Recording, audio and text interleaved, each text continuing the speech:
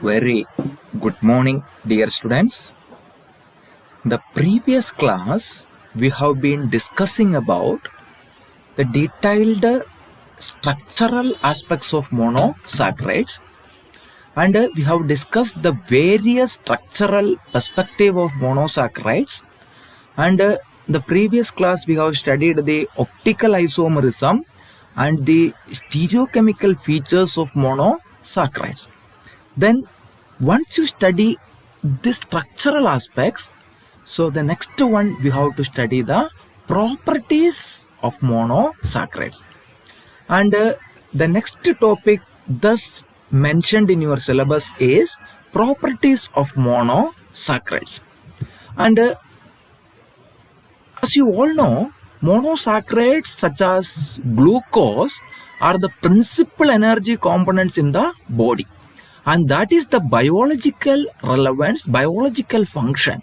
Without monosaccharides, we are not able to produce the ATP because the simplest monosaccharides such as glucose act as the principal energy components in our body.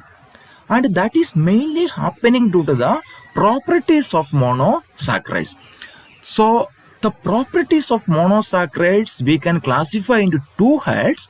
One is the physical properties, next one is the chemical property. So due to these physical and chemical properties, this glucose can act as a wonderful energy source in the body of all the organisms, including the lower level prokaryotes such as bacteria. Then the first property we will discuss about the monosaccharide, that these are physical properties. So the physical properties, as you all know, the property that is associated with the physical features of the main monosaccharides. So these are the important physical features such as the color, solubility, taste, stereoisomerism, etc.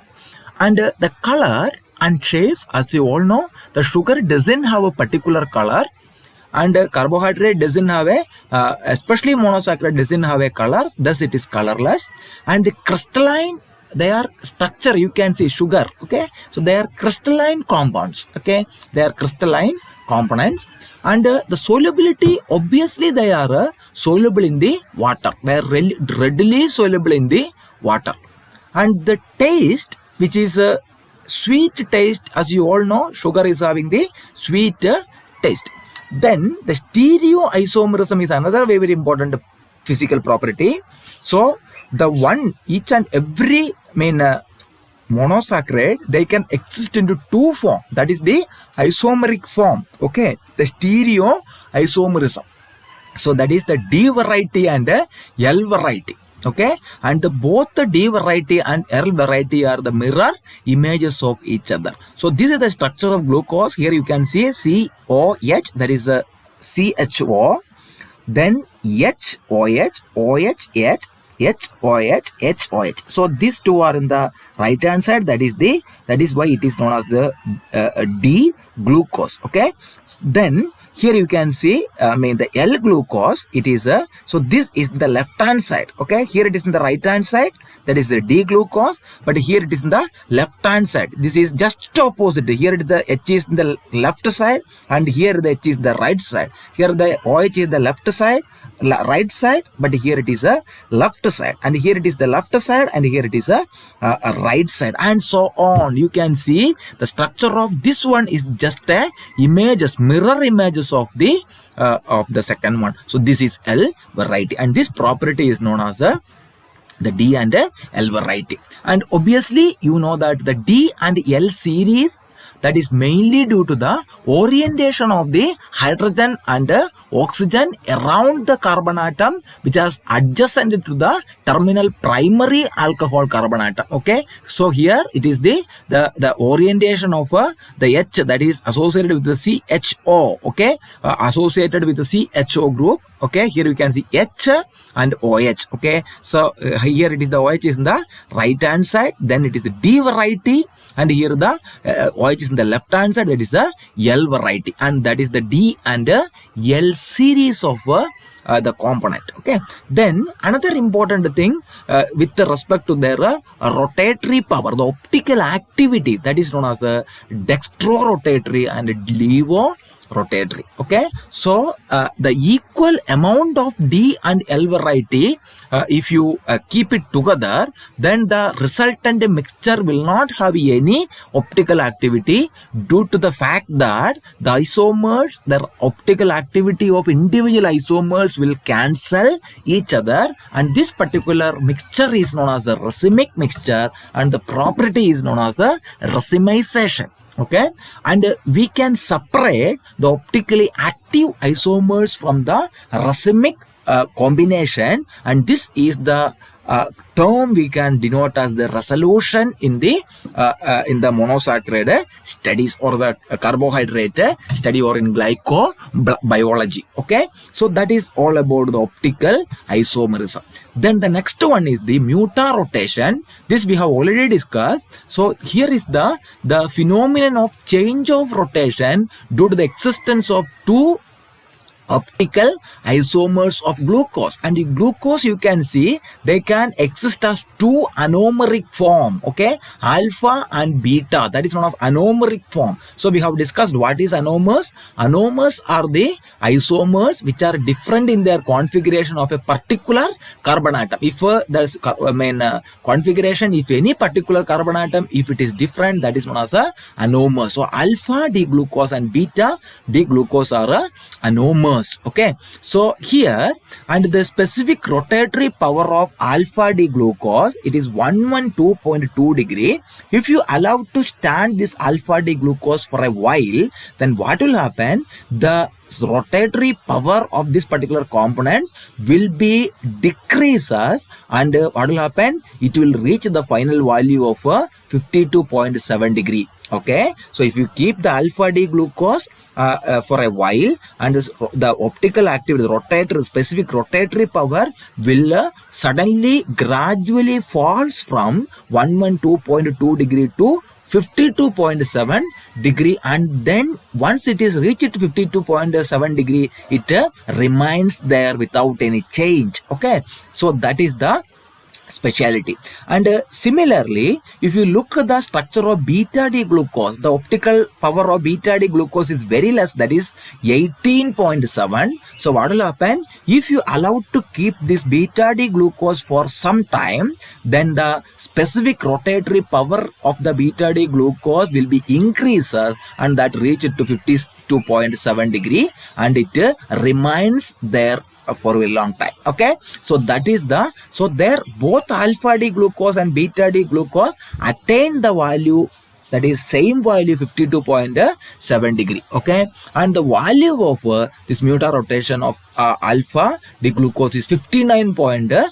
How you will be getting? So you should subtract 112.2 minus 52.7 degree, that is equal to 59.5. Okay, so 112.2 minus 52.7 is equal to 59.5. Okay, so that is the rotatory power. So this is the physical properties of the monosaccharides.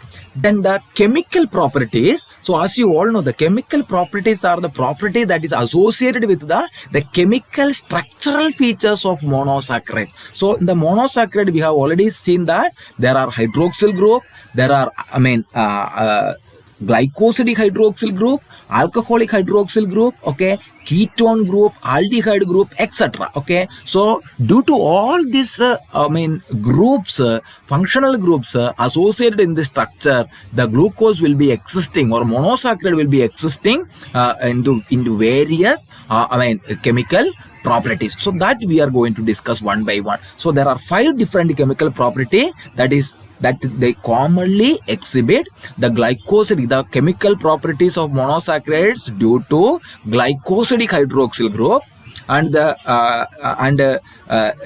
is due to the both glycosidic and alcoholic hydroxyl group. Okay, then it is alcoholic hydroxyl group, that is associated with both alcoholic hydroxyl and aldehyde or ketone group, then ketone or aldehyde group. Okay, so these are the various chemical properties that we are going to discuss one by one. Okay, there are a lot of chemical structures, so since we don't have that much of time, so I will show just the chemical reaction. You should understand and you will be able to go further. Okay, so the first one, the chemical properties due to the glycosidic hydroxyl group. Okay, glycosidic hydroxyl group. Okay, so here, so you can see, so what is the main feature? The reaction with alcohol. Okay, so the glycoside hydroxyl group of sugar, if it's react with an alcohol, what will happen? It to form alpha and beta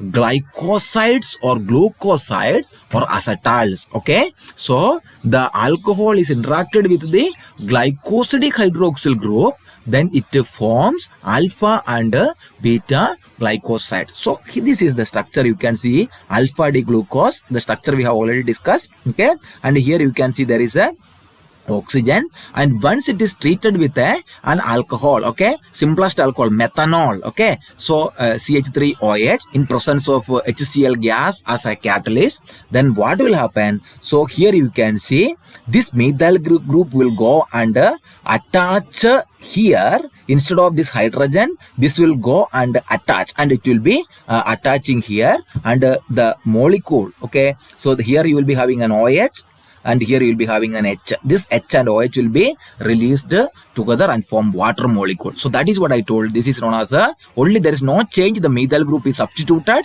here. So alpha methyl D glucoside. Okay, that is what I told, or glycoside. Okay, so glucosidase will be produced. So this is the reaction with the alcohol. The second one, the chemical properties due to the glycosidic and alcoholic hydroxyl group. Okay, so the major reaction is esterification, the reaction with acetic anhydride. Okay, acetic anhydride, so that is known as esterification. So here the glycosidic and alcoholic group of monosaccharide, so that is the major thing. The glycosidic and alcoholic hydroxyl group of monosaccharide reacted with acetylating agent such as acetic anhydride. Acetic anhydride is an acetylating agent. It will acetylate there. Okay, it will add acetyl groups. Okay, and what will happen? It will form an acetate derivative. Okay, formation of ester linkage will take place. Okay, so that is the next important aspect. So here you can see alpha D glucose, two molecules of alpha D glucose. Here you can see this is CH3COO, CH3COO. Okay, two CH3COOH, CH3COOH, that H and OH will be released out. Then what will happen? Oxygen will be commonly shared. Then that is known as acetic anhydride. Okay, in terms of in presence of pyridine. Then what will happen? So this derivative will go and attach everywhere. Okay, wherever hydroxyl group is there, this derivative will go and attach. Okay, so instead of this hydrogen, what will happen? This fellow will go and bind. So wherever hydroxyl group, this COCH3, COOCH3, COOCH3, COOCH3, COOCH3. Here you can see the formation of an ester linkage. Okay, COO, that is the ester linkage will take place. That is why it is known as a esterification. So all the oxygen will be, all the hydrogen will be released out, and they will form, they will combine with the oxygen, and they will combine with the hydrogen, and then what will happen? It will be produced. The OH will be going out. Okay, and they will combine with the water. They will combine with the hydrogen and form water. Okay, that is the speciality of esterification. Then the third one is the chemical properties due to alcoholic hydroxyl group. Okay, the chemical properties due to alcoholic hydroxyl group. So what will happen is, so the reaction with the methyl iodide, then this particular reaction is known as etherification. Okay, etherification. So the alcoholic hydroxyl group of monosaccharide reacted with a methylating agent such as methyl iodide. Okay, then what will happen? Formation of an ether will take place, like ester. Okay, So here again, this is the glucose. Okay, this is methyl glucose or simply glucose. You can write it. Okay, so here the methyl iodide, the CH3I. Okay, that is the methylating agent in presence of silver oxide. Then what will happen is, so here you will be having there is the CH3 will be attached here, and they will be releasing this molecule from here.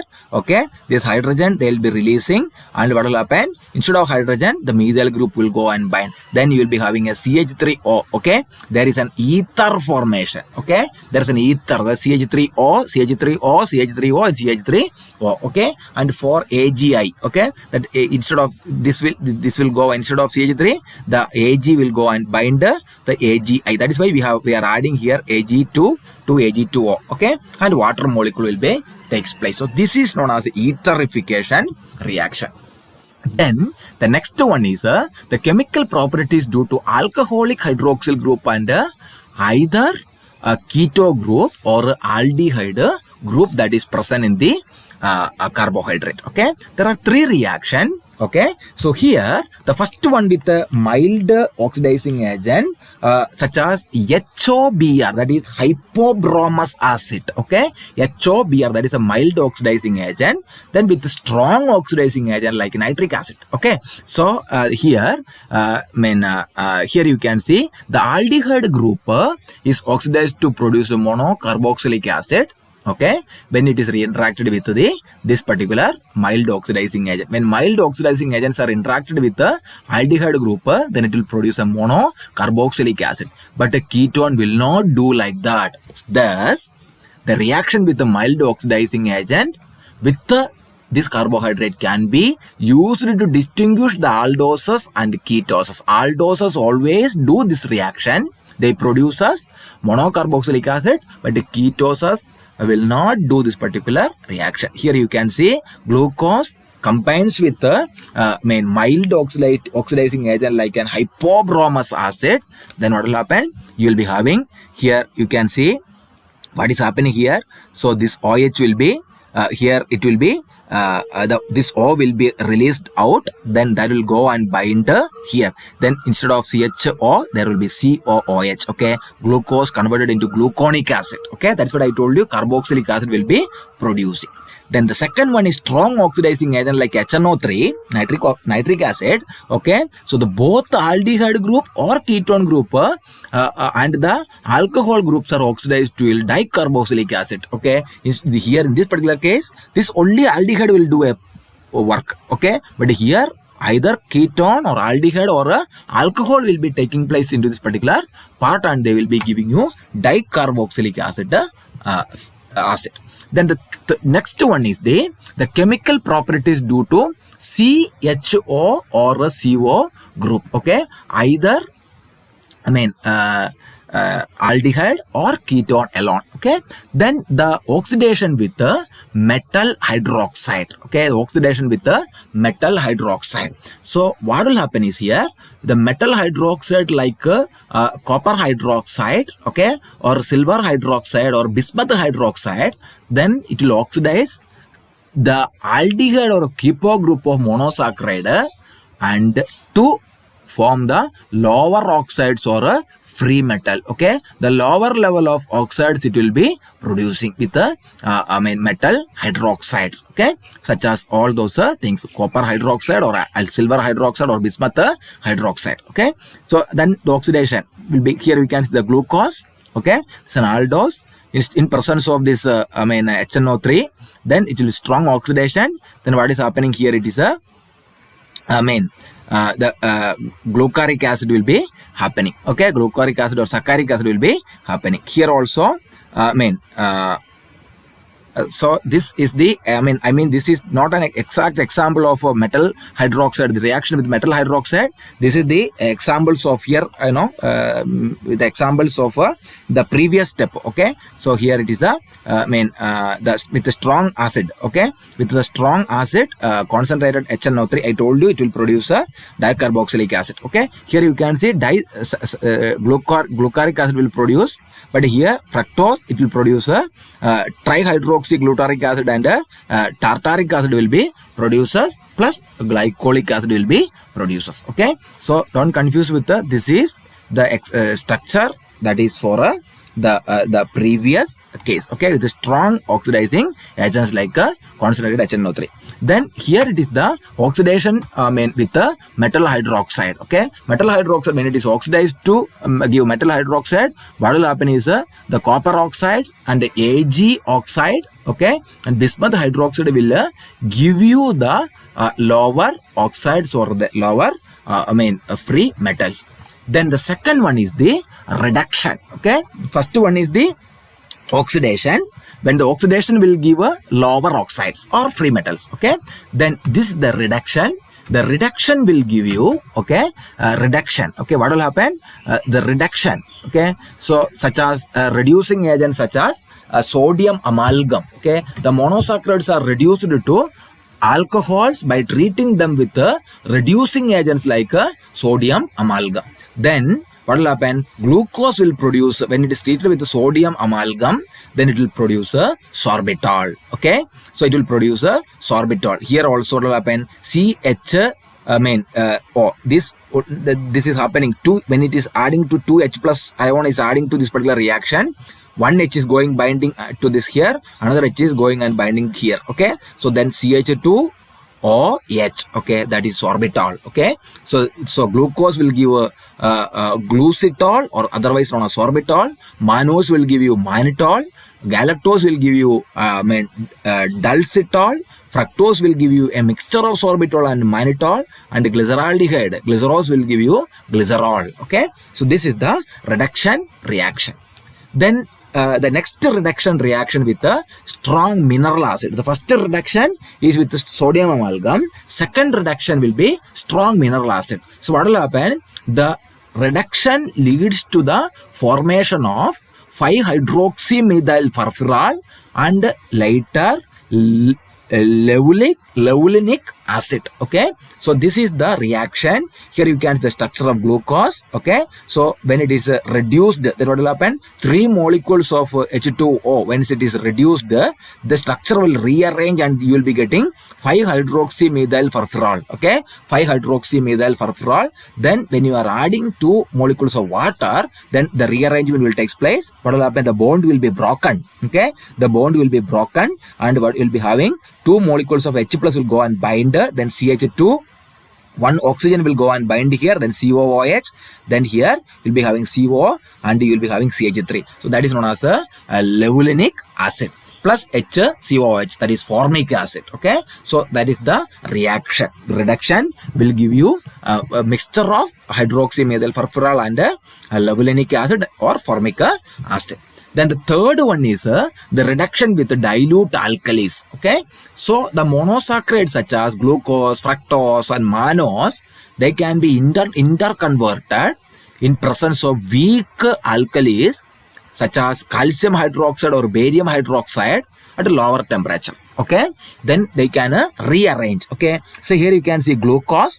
There's a simple rearrangement. Okay, so here is the simplification of glucose, that is CHO, then CHOH, then R, that can be CHOH, like that. Okay, so then there's a rearrangement. This will go and bind here. Okay, here, and this will come here. Okay, that is here. Okay, and you can see this is a enadiol form. It's a common to glucose, and similarly this is the structure of mannose. Okay, so mannose, the OH group is here.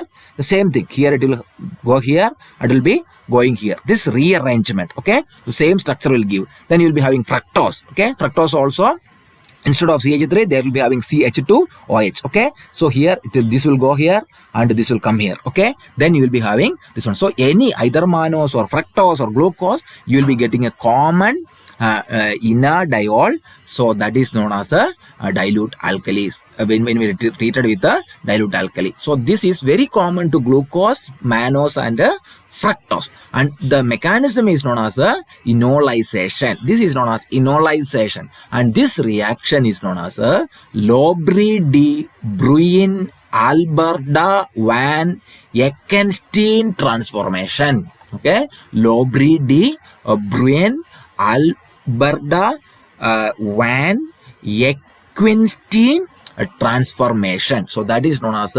enolization. Okay, so that is the reaction with the dilute alkalis.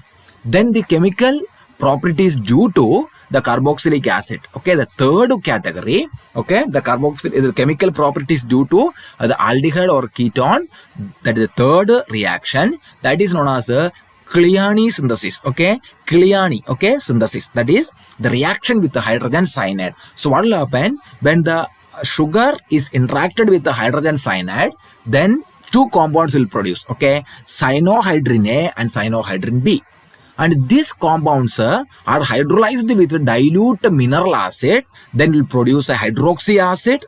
Later it converted into a lactone and finally reduced to form two new sugar.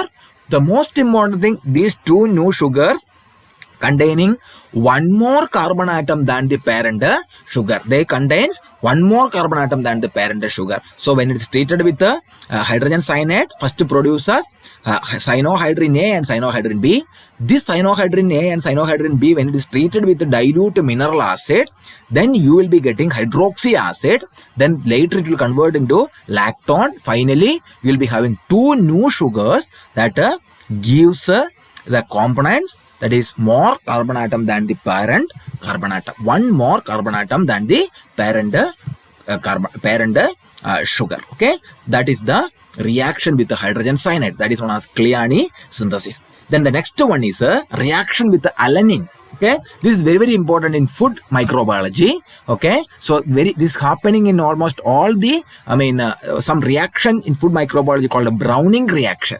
Okay, so Browning reaction, this will happen. So when you are baking, okay, bread manufacturing, cake manufacturing, all those industry, this reaction is commonly happening. Okay, so here the reaction with the alanine is an amino acid. You know that the aldehyde group of carbohydrate condenses with the amino group of the alanine to form Schiff base. Okay, this is very interesting. So here the glucose, when it is interacted with the alanine, the structure is an amino acid. Amino acids are alpha amino substituted. This is amino group and carboxylic acid. Alpha amino substituted carboxylic acid.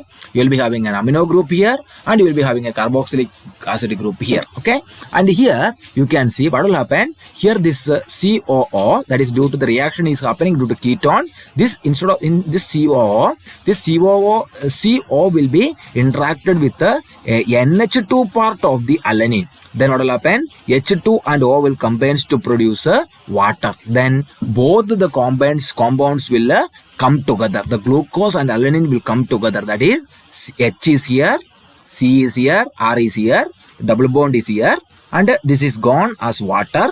Then it is a C double bond N will produce C double bond N. Then the remaining structure CH3, H and COH. So this is known as Schiff base. This is highly unstable component. This will not be there for so many time. Later that will converted into furfural or hydroxymethyl furfural. Okay, in the typical baking process. Okay, and that will give you the characteristic brown color for the baked food items. Okay, so that is the reaction. This is the reaction with the alanine. Then the next one is reaction with the phenylhydrazine. Okay, so reaction with the phenylhydrazine, this is a long chemical structure, long chemical reaction. So what will happen? The reaction with the phenylhydrazine, which involves two carbon atom.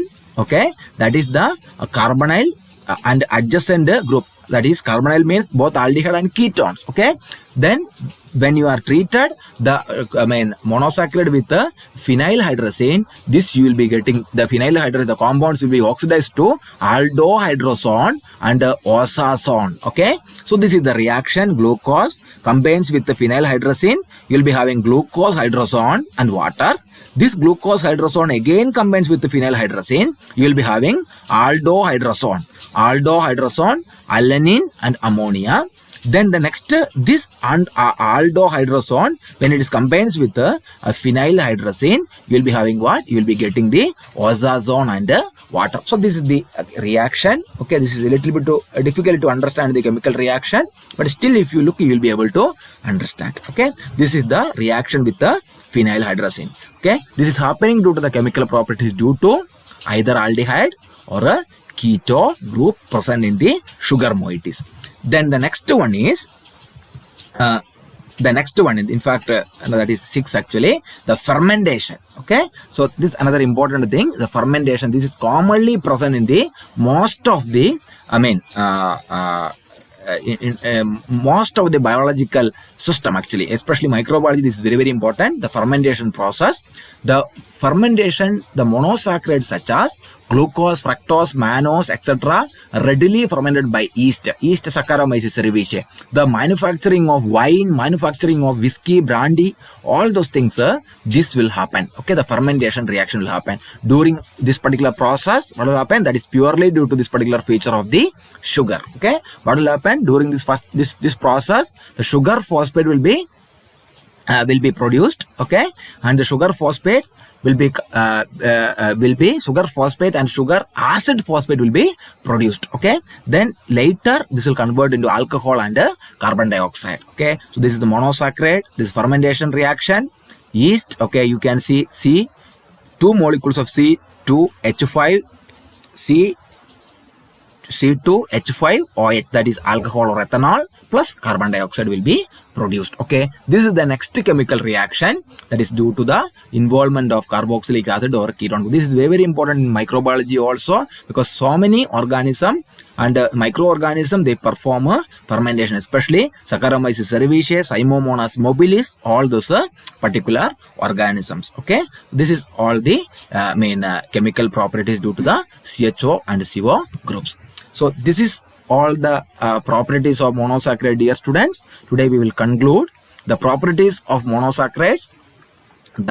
We have already discussed what is the relevance of monosaccharides, then the physical properties of monosaccharides, the chemical properties of monosaccharides. Okay, then the physical properties, we have discussed the color, shape, solubility, taste, stereoisomers, and the D and L series, optical isomerism and mutarotation, etc.